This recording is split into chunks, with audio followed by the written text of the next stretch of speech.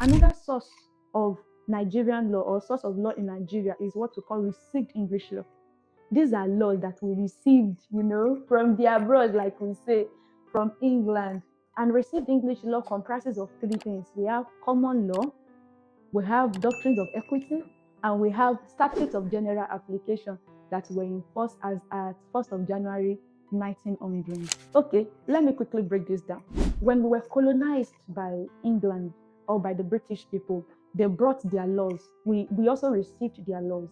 And the laws that we received are their common law. And when we say common law in Nigerian context, it simply means laws that were made by common law court of England.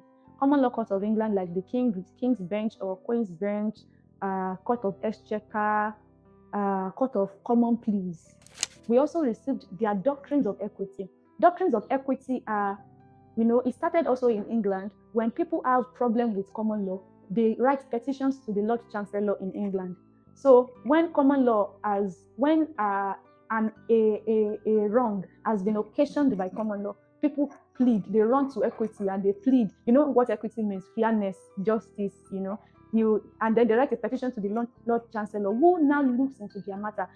The Lord Chancellor at that time was not guided by laws. His decisions were based on what was fair, what was right, what is okay, what is not okay, and then he gives these people relief or he gives them redress. And from there, something called the Chancery Court, evolved. Then we have doctrines of equity or maxims of equity. We have 12 maxims of equity, my people. There are 12 maxims of equity. Part of them are: he who comes to equity must come with clean hands. Equity aids the vigilant, not the indolent. Equity follows the law.